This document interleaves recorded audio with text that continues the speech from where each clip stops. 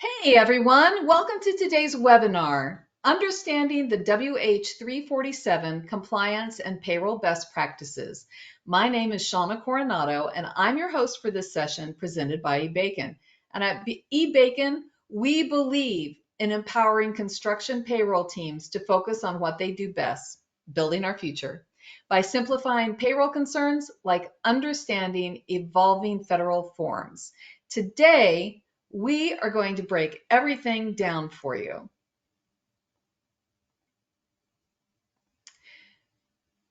First, we're going to discuss why it's important and what's changed in the 2025 revision.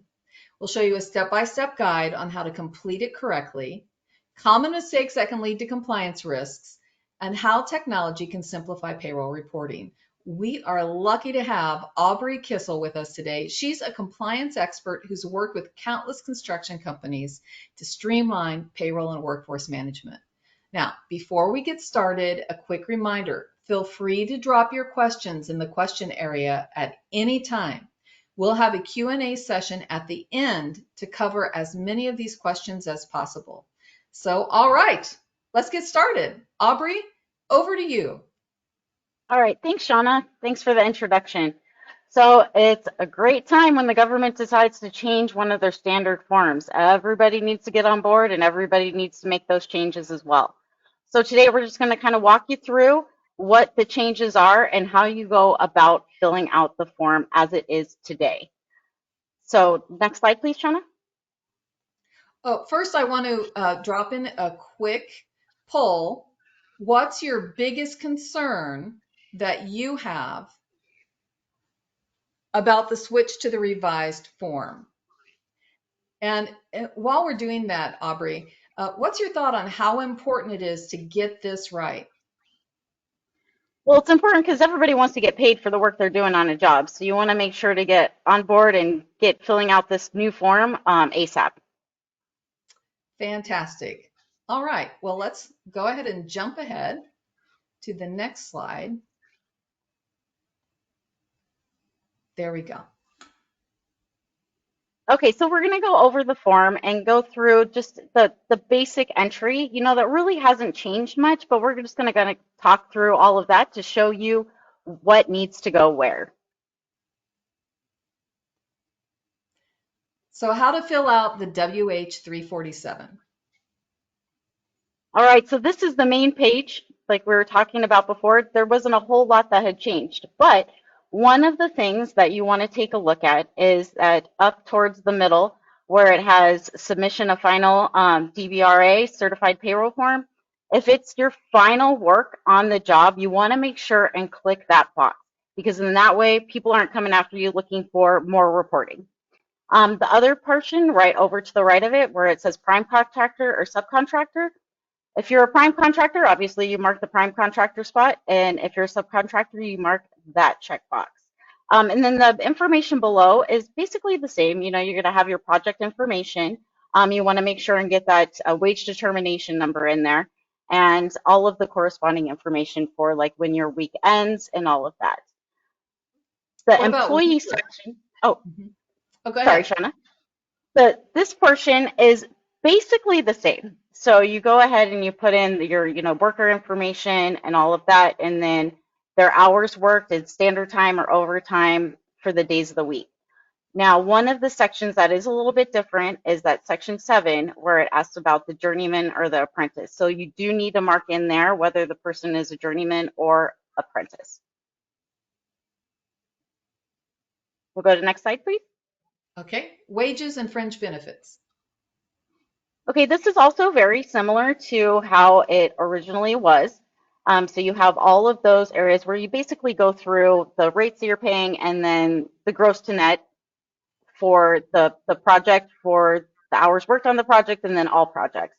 One area that is a little bit different is that you have the fringe amount that is paid, and that is not an hourly amount. That is a total dollar amount for the fringe benefit credits that you're taking. All right, next slide. Thank you. All right, so now we get on to the more fun stuff. So you see there's a whole lot of extra info. One of the areas is the statement of compliance. So you see those check boxes there. You need to mark all that apply to you.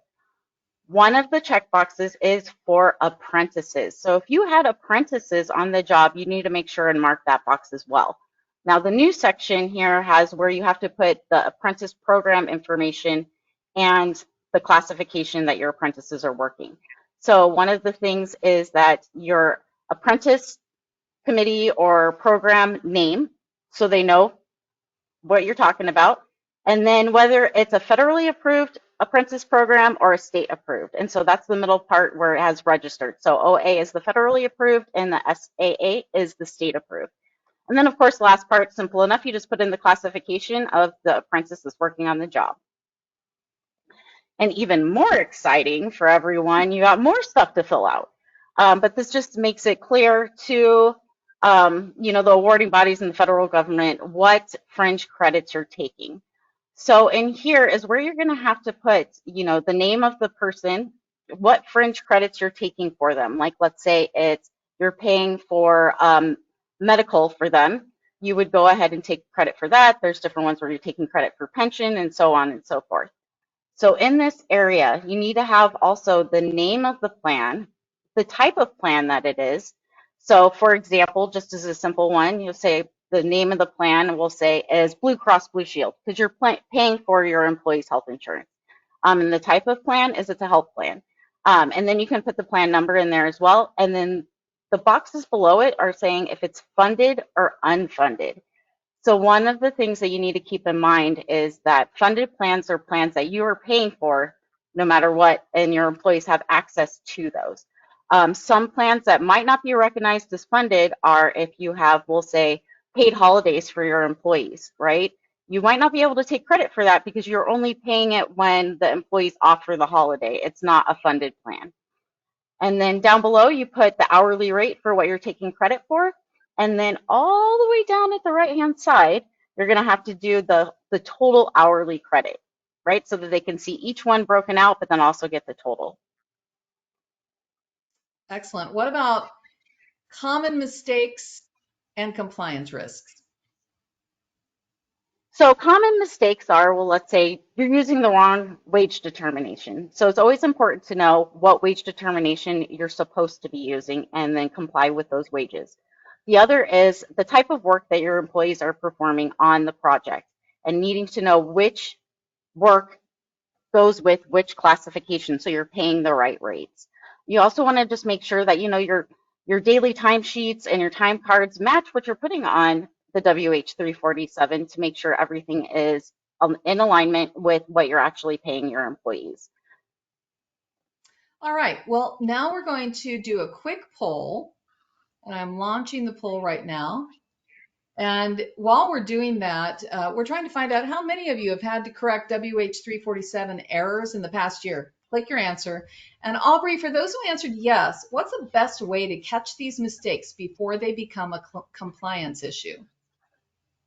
Well, like I was saying before, number one, make sure you're using the right wage determination and the right classifications for your employees, and just staying really detailed on the information that you're putting on the WH-347.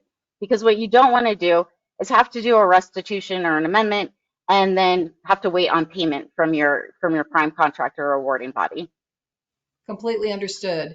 Now, let's move on to the next slide. How payroll software can help.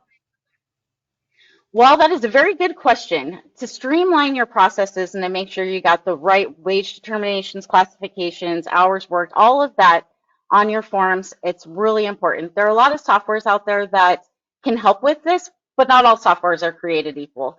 If you're interested in hearing about what eBacon does to streamline this process, just let us know and we'll reach out and have a quick 15-minute conversation to show you what we can do. Perfect. And this sounds like a game changer for companies handling multiple certified payroll reports. So can you walk us through a real world example of how eBacon payroll software had saved a company time and reduced compliance risks? Oh, of course. I mean, I've worked with hundreds of contractors and they all have pretty much the same story. They were doing it by hand before, there were mistakes, and having to keep track of all the rates and all the different jobs and the time it takes to fill out each of these forms for each project. So if you have 15 of these projects, then that's a lot of paperwork to do, right?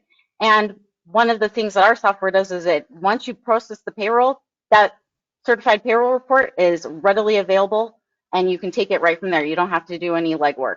One of the things that the DOL does have on their website in the instructions for the WH347, and this is going to be a huge game changer as far as using a software to help you with this, is they predict on the instructions that it takes 55 minutes to fill out just one form.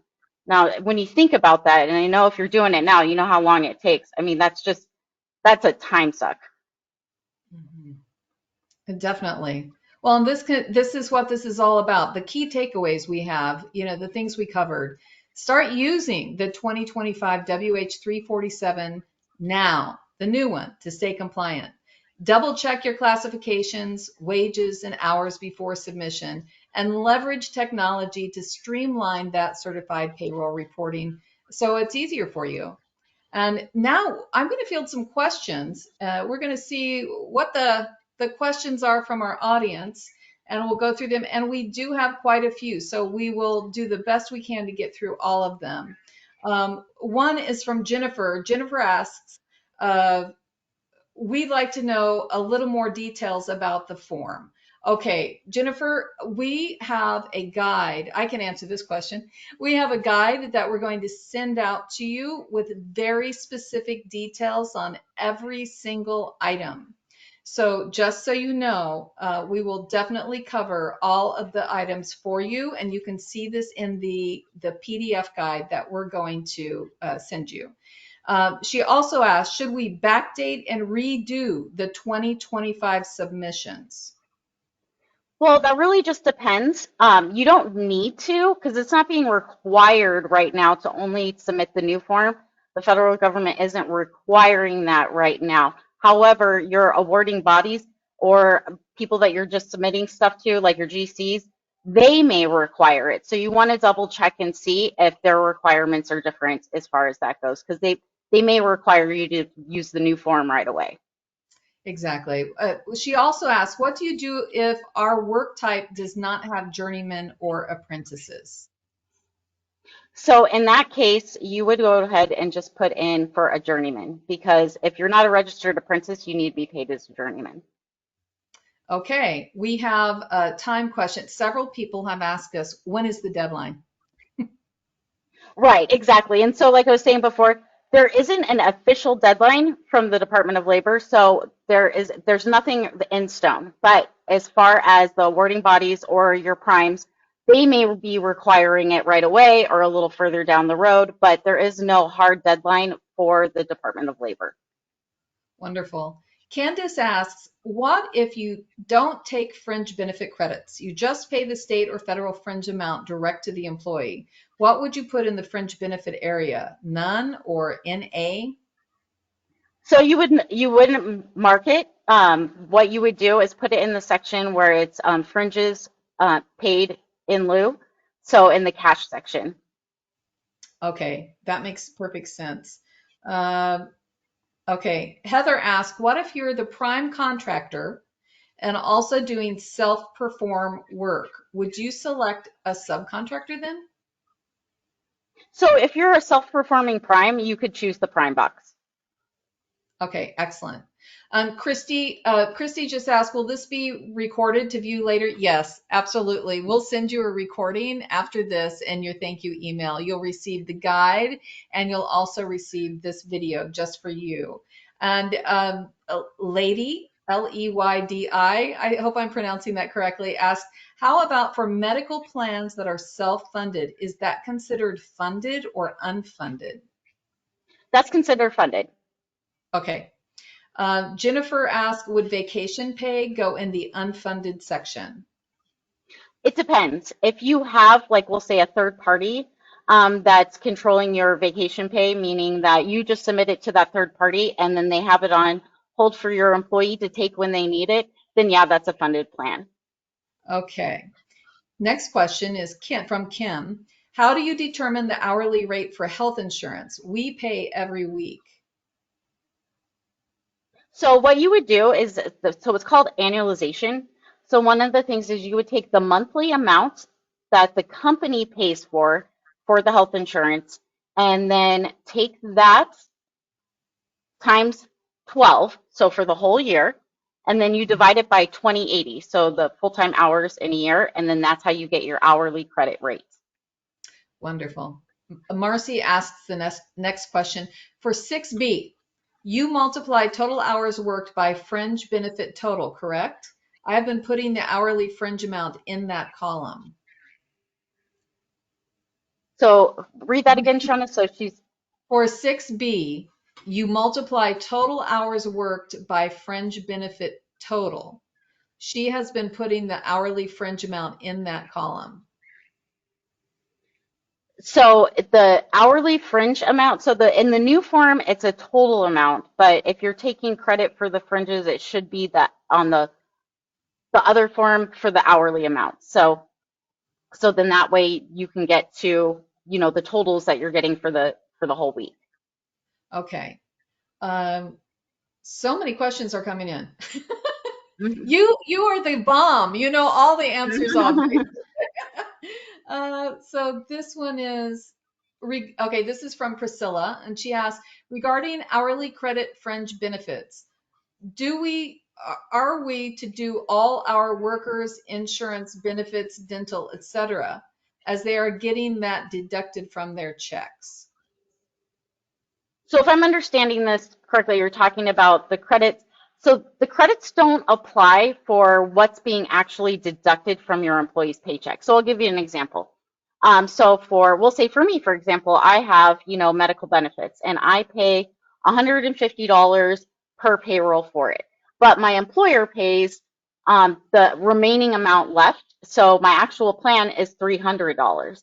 So my employer is paying that extra 150 on my behalf. And so that 150 is what you can take credit on. And then that's where you would take, you would go ahead and annualize that to get the hourly amount, but you can't take credit on for what your employees are actually paying out of their paycheck for their plan.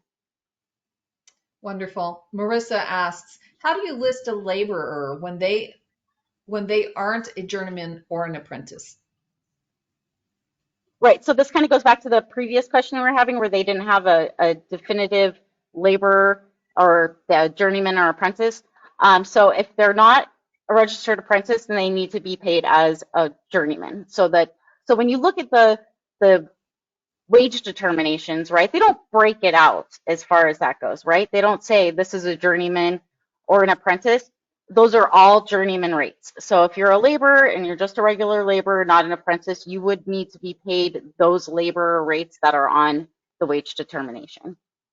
All right, Kevin asks another question. How should we approach this form if we process payroll bi-weekly? So unfortunately, when it comes to federal work, you are actually required to pay your employees weekly. So, but to answer the question is that when you're filling out a form, it's for the week that the work was performed, right? So you have all of that information. And so the gross for the project is for that week. However, the gross for the total will be for that entire biweekly paycheck. Marcy is wondering about hourly credit. So hourly credit for fringe benefits. What would type and plan number be for health and welfare, for example? So what it would be is, so the type would be health, right? So health and welfare. And then the plan would just be like we were talking about before, if it's like your insurance carrier and have that plan name in there. And then the plan number. So like if you have a group number, you can have that in the plan number. Caitlin is wondering, what is the difference between funded and unfunded? So that's a very good question, and that's one thing that they do have like outlined on the Department of Labor what consists of a funded or unfunded plan. But basically, what it boils down to in simple terms is that a funded plan is something where the benefit is always there for the employee, right? It's always there, and they have access to it at any time. So like for health insurance, it's there for the employee. They have access to it at any time. Same thing with like, we'll say a pension. If you're putting it into pension, it's going into the employee's 401k and they have access to it at any time. So it's paid. And it's not one of those things where, like we were talking about with holidays, you can't really say that it's funded unless it's going to a third party saying that they can go ahead and take that money at any point in time. The next question is similar and it points to vacation. Ladies asking, can you give an example of unfunded for vacation and holiday fringes, or is that always funded? So it's back. It's the same answer. You got to make sure that the funds are available for the employee at any time. So it's not something where it's like, so let's say, for example, for me, if I'm working and I get PTO, right? I get vacation time, and I have it accrued and all of that. But let's say I never take it, right? So it's not really a fund that I'm using. But then also, let's say I build it up and I want to just use it whenever, like that, those funds need to be there for me to be able to use whenever I want to, right? So then that way, and it's one of those things that it's never lost. So as you know, in a lot of like time off policies, if you don't use all your time by, the end of the year or your anniversary date, you could lose some of those hours, where with the funded plans, you don't lose that. Kim wants a clarification. She wants to understand, do we enter the fringes on the first page and then the breakdown on page 2? So you only on the first page is where you only put the actual fringe credit total dollar amount for that payroll, right? But then the actual breakdown, you do need to put the breakdown on the second page. Well, this is an interesting question. I don't think that we have an answer for you, Shelley. Shelley says, can you share an example of a completed form? And Aubrey, I don't have a form that I can share here, but perhaps we can send something to her afterwards. Yeah, we sure can. Yeah, Shelley, we're sending out a post email to you, and it gives you a button where you can get further questions answered. Please definitely ask that question again because we want to make sure that you have an example. And Sydney asks, will the subcontractors have to complete this form for every CPR or only when setting up the employees on a project? So it will have to be on every CPR. Okay. Christopher wants to know if we pay bi-weekly, can a supplemental check be paid to employees for the specific weeks they work on a federally funded project? If not, how can a company stay in compliance? So that's a great question. Yeah, so you can run an out of normal payroll, right? You could do a supplemental payroll to pay to make sure they're staying in compliance with paying weekly for a federal project. Um, but what I found is that for most companies, I mean, if you barely work on federal projects, that makes sense for you, right? Just to do an off-cycle payroll. But if you're going to be working on them all the time, it makes the most sense to have your employees that are working prevailing wage work to be on a weekly payroll all the time so you don't have to worry about it. hmm We have time for just a couple more questions. I know you all are so, Aubrey's the best and has all this information for you. We'll do a few more questions and then after that we'll close up. But you can send us questions directly, like I said, from the email that we send out to you post event. So Susan asks, if we did not meet journeyman to apprentice ratio and paid an apprentice as a journeyman, do we code them as apprentice or journeyman on the form? So you would code them as a journeyman. Okay. I got just like a dozen more questions in the time. Yes. Okay, hold on. We just answered that question. Let's go to this one. Okay, this is everybody say, oh, here's the questions. Everyone's, I want a sample of form. I want a sample of the form. Everyone's asking for a sample of, thank you. One last question then. This is from Christopher Jones. And by the way, again, remember, send a request if you'd like a sample of that form completed, and we'll make sure that we get something set up for you. So Christopher asks, then this will be the last question. I need a clarification on the funded PTO answer. If we provide 2 weeks of PTO annually, and it is not use it or lose it, Is that considered funded? And what about if in the same scenario, if an employee uses all of their accrued PTO but wants to take a vacation day but won't be paid as they used all accrued, is that still considered a funded fringe? Yes, on both counts. Okay. That's a lot of question and a simple answer. So yes, yes, it is. That's awesome. All right, we are going to move on our next little slide here. So thank you all for joining us today. We hope this session has given you the clarity and confidence to handle this form.